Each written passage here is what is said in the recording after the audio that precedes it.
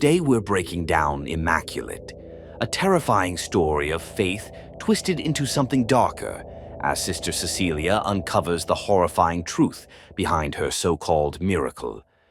Let's get into it.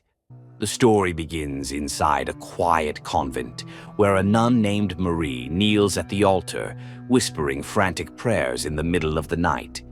After pleading to the Virgin Mary for mercy, she slips into the Mother Superior's bedroom, quietly takes the keys, and rushes out. Marie sprints toward the iron gate and fights with the lock, but 4 hooded nuns suddenly appear and close in on her.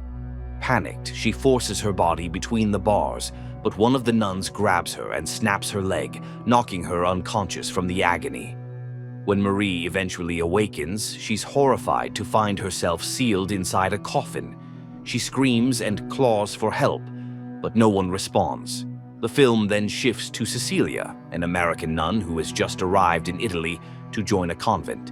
She's met by a man named Deacon, who drives her deep into the countryside where the convent is located.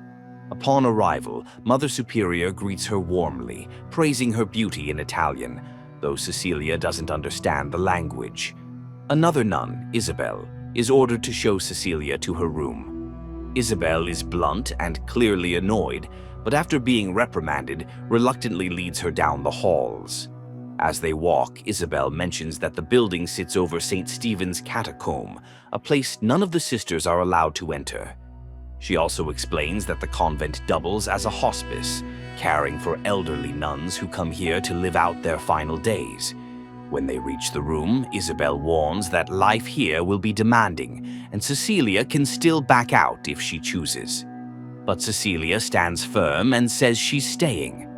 Later, while using the restroom, Cecilia meets a cheerful nun named Gwen. Curious, Gwen asks how she ended up here, and Cecilia says her previous parish closed due to low attendance, so Father Tedeschi invited her to this one. Gwen then jokes that Tedeschi has a habit of collecting runaways and unstable cases, unsettling Cecilia a bit. That night, a grand ceremony is held to officially welcome Cecilia, where she is to take her vows. As she walks the aisle with the other sisters, she finally meets Father Tedeschi, who seems warm and supportive. Realizing she struggles with Italian, he kindly offers to translate. Soon after, Cardinal Merola begins the ritual, walks her through the vows, and declares her a full nun. He extends his ring, and though it makes her uneasy, she kisses it as required. During the celebration afterward, Tedeschi chats with Cecilia and admits he never planned to be a priest. He originally worked in biology and science until faith redirected his path. Cecilia opens up too, revealing she nearly drowned in icy water when she was 12. Her heart stopped for 7 minutes before medics revived her, and she believes she survived for a divine purpose she's still trying to understand. Later that night, Cecilia hears someone sobbing in the bathroom and follows the sound, only to find a nun kneeling in prayer with a red cloth covering her face. Startled, she steps back just as Mother Superior arrives and calmly explains it's normal. Sometimes emotions overwhelm people. She leads Cecilia to a small altar and hands her a large nail, claiming it was used during Christ's crucifixion. She speaks about love and suffering, but Cecilia suddenly becomes dizzy and faints. The next morning, Cecilia wakes to a dark figure staring at her from across the room, but when she turns on the light, it disappears. Shaken, she tries convincing herself she must have had too much wine the night before. Soon after, she and Gwen join Isabel's group, learning the various chores they'll be responsible for, caring for the ill, cleaning, washing, and slaughtering chickens for food, a task Cecilia struggles with. One night, Cecilia is awakened by a sick elderly nun who cuts off a piece of her hair. Cecilia gently brings the woman back to bed and notices crosses burned onto both her feet, leaving her stunned. The following morning during group bathing, Gwen opens up about her past. She came from an abusive relationship and later met a group of nuns through a support circle. She envied their stability and joined not from devotion, but because she wanted safety and a job where she didn't have to take her clothes off. Cecilia is shocked by this confession and suddenly becomes extremely nauseous, vomiting without warning. Later, she meets with the convent doctor for examinations. Soon after, Mother Superior summons her to a room where Tedeschi, Cardinal Merola, and Dr. Gallo are waiting. They begin questioning her about whether she has been intimate with a man, and Cecilia insists she's a virgin.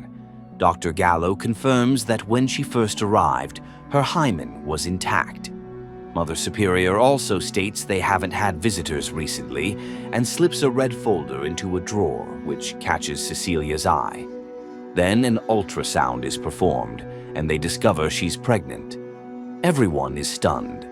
Cardinal Merola proclaims the conception must be divine, a child created without sin, a miracle. Cecilia rejects the idea, but Tedeschi reminds her she's been searching for a purpose ever since she survived the drowning, and now she has one. That evening, a lavish ceremony is held in her honor, and she is crowned in a way that resembles depictions of the Virgin Mary. Time jumps forward to her second trimester when she loses a tooth while vomiting. At the dining hall, all the nuns rise to honor her except Gwen. Cecilia sits beside her, and Mother Superior personally serves her food, insisting she must focus on feeding her baby. Gwen sarcastically asks when they'll start calling her Mary. Later, while Cecilia soaks in the bath, Gwen suddenly tries to drown her, screaming that the child should have been hers. Before she can succeed, other nuns burst in and restrain her, dragging her away while she continues shouting they should try again with her. Afterward, Dr. Gallo checks Cecilia and says both she and the baby are fine. Cecilia asks about what Isabel meant when she said it was supposed to be her. Tedeschi claims Isabel was mentally unstable and assures Cecilia she won't harm her again. Feeling doubtful, Cecilia insists she wants a real hospital and another doctor, but Tedeschi repeats that hospitals aren't safe. Later outside, Cecilia notices two nuns standing silently in a window, their faces covered with red masks. Suddenly, someone jumps from a high ledge, Isabel. Her body is destroyed from the fall. During the funeral, Gwen warns Cecilia something is very wrong here. She points out Cecilia is 5 months pregnant and has never been taken to a hospital. She also mentions Isabel's death seems suspicious. Tedeschi walks over to ask what's wrong, and Gwen snaps, screaming at the nuns to wake up, accusing them of ignoring the obvious. She insults the senior clergy, causing Tedeschi and Deacon to drag her away. That night, Cecilia sits alone in her room when a painting suddenly falls from the wall. Behind it, she finds a Bible verse about Satan disguising himself as an angel of light. Disturbed, she sneaks to Gwen's room, but Gwen is gone. She goes to the office, retrieves the red folder, and discovers it contains details about her childhood drowning and personal history. Suddenly, she hears screams and follows them, eventually reaching a room where she sees Gwen strapped to a chair and a red-masked nun slicing out her tongue. As Cecilia recoils, someone grabs her. It's the same elderly woman who took her hair earlier. She hands Cecilia a cross wrapped in that hair and calls her blessed. Terrified, Cecilia begs her for help escaping, but the woman coldly says she will never leave this place. The next morning, Mother Superior is jolted awake by Cecilia's agonized screams. She and Tedeschi rush to her room and find Cecilia covered in blood, crying in pain. With Dr. Gallo away, they realize they must take her to the hospital. Tedeschi reluctantly agrees. As Deacon drives them, Mother Superior discovers a feather and a dead chicken in Cecilia's room, proof Cecilia faked the bleeding. She phones Tedeschi, who orders Deacon to pull over. Realizing she has been exposed, Cecilia bolts from the car. Unfortunately, she doesn't make it far. Back at the convent, Mother Superior drags her into the showers, berating her for lying about the miracle child being in danger. Cecilia fires back, saying God will never forgive them, prompting Mother Superior to slap her across the face. Cecilia is strapped to a chair as Tedeschi apologizes for frightening her. When she asks why they are doing this, he takes out the crucifixion nail and explains that after years of study, they found biological material on it, blood, tissue, bone, and decoded its genetics, uncovering the secret to resurrecting Jesus. He leads her to his laboratory, where shelves of jars containing malformed embryos line the walls. He reveals they've spent 20 years impregnating nuns in an attempt to create a perfect vessel, but every fetus died or was severely deformed until Cecilia. Her pregnancy is the first to survive, making her the chosen vessel. Cecilia is horrified and refuses to cooperate. In response, Tedeschi and Deacon heat a metal brand and burn crosses into her feet, the same marks she saw on the elderly woman. She is then locked away, begging and sobbing for release. Time jumps to her third trimester. Cecilia is in a confession booth, asking Cardinal Merola how long they've targeted her. He avoids the question and instead explains that the child she'll deliver is foretold in Revelation, either the Savior or the Antichrist. Cecilia insists this isn't God's work, but Merola asks why God hasn't stopped them.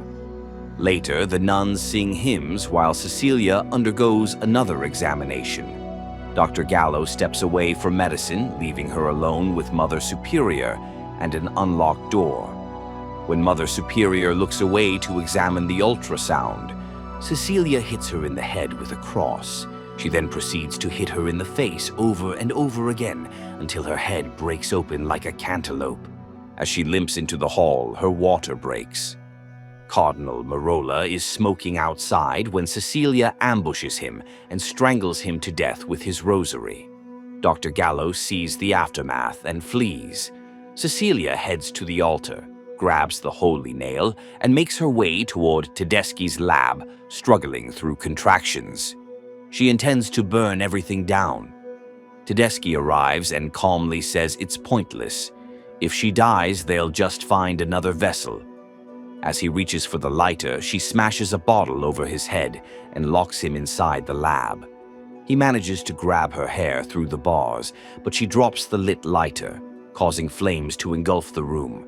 She watches in shock, relieved her tormentors are finally dead, until she sees Tedeschi fighting through the fire with an extinguisher. He breaks through the door, forcing Cecilia to flee into the forbidden catacombs. She crawls through dark tunnels with no exit in sight as Tedeschi follows with a lantern. At one point, she hides in a small chamber, turns on her light, and finds Gwen's mutilated body beside her.